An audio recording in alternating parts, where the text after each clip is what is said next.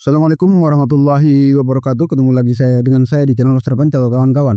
Pernahkah Anda bertanya-tanya, eh, mengapa di era yang penuh dengan teknologi yang canggih saat ini, di mana kekayaan informasi ada di ujung jari kita, masih banyak orang yang percaya dengan klinik? Bayangkan ini, kawan-kawan. Anda melihat seorang teman yang menghabiskan jutaan rupiah, teman Anda sendiri, untuk jimat keberuntungan, berharap mendapatkan kekayaan, mobil mewah, atau mengundangkan lotre atau undian. Bukankah ini sangat ironis, kawan-kawan? Faktanya, survei terbaru menunjukkan bahwa lebih dari 40% masyarakat Indonesia masih mempercayai klinik dan perdukunan, kekuatan supranatural, atau dukun untuk menyelesaikan masalah-masalah mereka. Apa dampaknya, kawan-kawan? Bagaimana kepercayaan ini mempengaruhi kita secara perorangan dan sebagai masyarakat, sebagai makhluk sosial? Mari kita bahas, kawan-kawan, secara mendalam. Baik, apa itu klinik, kawan-kawan? Klinik berasal dari kata yang mengacu pada praktek atau kepercayaan terhadap sesuatu yang dianggap supranatural. Ini bisa berupa ramalan, pengobatan alternatif yang tidak terverifikasi, atau jimat keberuntungan. Di Indonesia, kawan-kawan, praktek seperti ini sering terbungkus dalam tradisi dan budaya, bahkan agama. Misalnya tradisi tertentu yang mengharuskan penggunaan sesajen atau meminta bantuan makhluk halus. Sebagai bangsa yang kaya akan budaya, kawan-kawan, tidak heran klinik seringkali dianggap bagian dari identitas kita.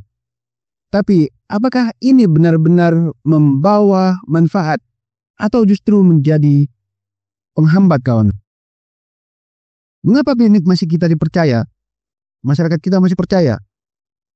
Ingat, kita adalah makhluk emosional, kawan-kawan. Ketika menghadapi ketidakpastian, ketakutan seringkali menguasai pikiran kita.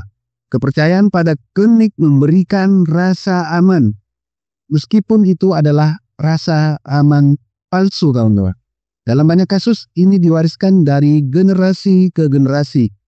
Anak-anak tumbuh mendengar cerita tentang hantu, jimat, dukun sakti, kiai sakti, ditambah lagi media dan cerita rakyat yang memperkuat kepercayaan ini, kawan-kawan. Ini akan menciptakan lingkaran setan yang sulit sekali untuk diputus. Lalu bagaimana dengan perspektif dari ini, kawan-kawan? Untuk mengungkap fakta bahwa sains memiliki penjelasan untuk hampir semua fenomena-fenomena yang sering dianggap mistis. Misalnya, suara-suara aneh di malam hari yang dianggap ulah makhluk halus sebenarnya bisa dijelaskan oleh fenomena akustik atau hewan malam. Atau kasus ada orang yang tiba-tiba sembuh setelah menggunakan ramuan atau air doa dari dukun, yang seringkali hanyalah efek placebo. Ya, ini menunjukkan bahwa banyak fenomena yang dianggap supranatural sebenarnya adalah hasil dari kurangnya pemahaman kita tentang alam. Kemudian dampak negatif apa akibat kita percaya pada klinik, ya, kawan? Percaya pada klinik hanya akan membuang uang, tetapi juga akan membuang waktu dan energi, kawan-kawan. Banyak orang yang tertipu oleh dukun, paranormal, orang pintar lah, apapun namanya, kehilangan jutaan rupiah. Di samping itu, kepercayaan ini, kawan-kawan, seringkali menghambat kemajuan teknologi dan terutama pendidikan. Bagaimana kita bisa maju, kawan-kawan, jika kita lebih percaya pada jimat daripada belajar teknologi? Ini juga menimbulkan konflik sosial, terutama ketika kepercayaan ini, kawan-kawan, digunakan untuk menyalahgunakan atau menuduh orang lain. Lantas bagaimana cara kita bisa berhenti percaya pada klinik ini? Ya, Bagaimana caranya kawan-kawan agar kita bisa berhenti pada klinik atau kepercayaan yang seperti ini? Langkah pertama adalah edukasi. Ya, kita perlu memahami bahwa sains menawarkan solusi nyata untuk masalah kita. Teknologi seperti internet ini membuat kita bisa untuk memverifikasi fakta. Selain itu, penting untuk mendorong adanya diskusi terbuka mungkin tentang kepercayaan ini. Mungkin sudah banyak dilakukan, tapi tanpa menghakimi. Agar lebih banyak orang merasa nyaman untuk meninggalkan kepercayaan yang tidak rasional ini. Sekali lagi, tidak rasional.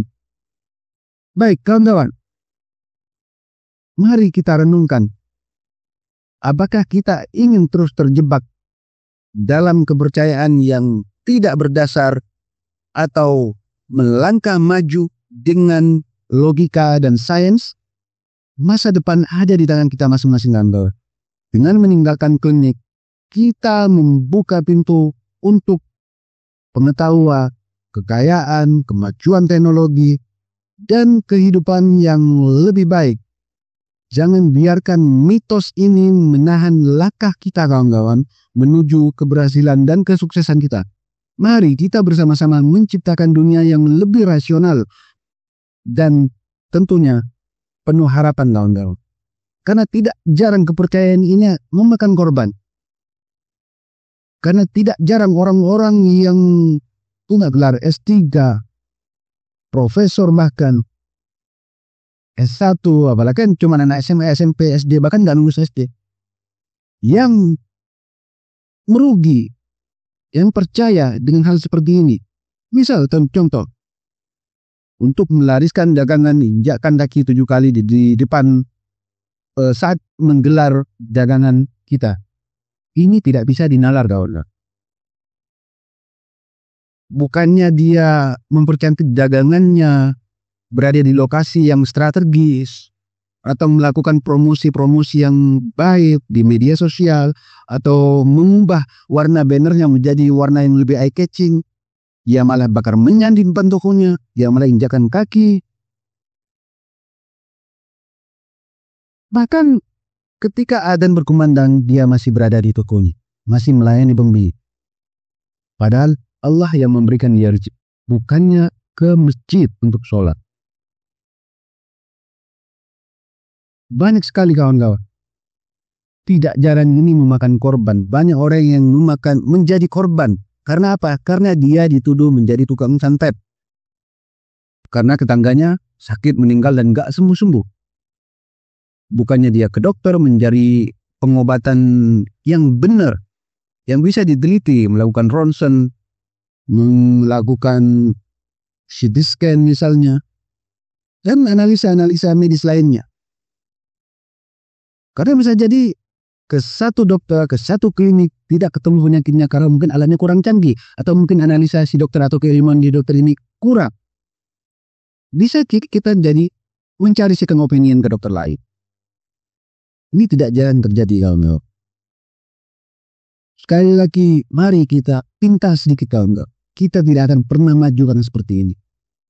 Kalau mungkin ini benar, klinik itu benar, kenapa kita harus dijajah selama 350 tahun datangnya? Kenapa nggak Belanda atau Portugis itu disantet-santetin satu-satu dan kita bisa merdeka? Dari situ aja sudah di luar logika, kan? Mari sekali lagi menjadilah orang pintar. Nggak peduli apapun ijazah kita, nggak peduli apapun gelar kita, nggak peduli setinggi apapun kita sekolah atau bahkan tidak sekolah sekalipun. Karena selama kita percaya pada klinik, maka keilmuan kita dipertanyakan, kawan-kawan. Sekali lagi, jangan berhenti untuk belajar. Jangan berhenti untuk membaca. Dan sekali lagi, apa fungsinya membaca? Untuk mempertajam critical thinking kita, pikiran kritis kita. Bertanya tentang apa yang sesuatu yang baru yang kita temui. Apakah ini benar atau tidak. Jangan hanya karena informasi ini datang dari tokoh agama, dari tokoh masyarakat, dari orang yang kaya dianggap tokoh masyarakat, langsung kita percaya dan dianggap benar. Jangan, kawan-kawan. Gunakan critical thinking kita untuk apa? Untuk menyelamatkan diri kita dan keluarga kita, kawan-kawan. Sekali lagi, kita sudah punya agama. Karena saya Islam, kita sudah punya Islam. Sesuatu yang tidak bisa kita nalar dengan akal, tetapi itu ada di Al-Quran, di As-Sunnah, dikatakan oleh Rasulullah SAW, dan itu bukan geleni. Sekali lagi, itu bukan geleni. Tetapi tidak ada di Al-Quran, tidak ada di hadis, dan ulama-ulama tidak membahasnya. Tapi kiai-kiai kita, ustaz-ustaz kita, tokoh agama kita mempercayai itu, dan kita tidak bisa nalar, bisa dipastikan itu geleni, kawan-kawan. Sekali lagi, rujukan kita adalah Al-Quran dan Sunnah dan ilmu pengetahuan, kawan-kawan. Sekali lagi, ilmu pengetahuan kita jangan lupakan. Baik, semoga ini membantu memberikan kita sedikit literasi, kawan-kawan, terutama buat diri saya untuk menyelamatkan keluarga kita masing-masing. Terima kasih telah menonton. Saya doakan kita semua baik-baik saja, selalu dalam lindungan Allah Subhanahu wa taala, selalu bekerja dengan kelimpahan, selalu mendapatkan rezeki yang halal, selalu sehat anggota keluarga kita dan kita sendiri. Dan terima kasih telah menonton. Sampai jumpa di video-video berikutnya. Wassalamualaikum warahmatullahi wabarakatuh.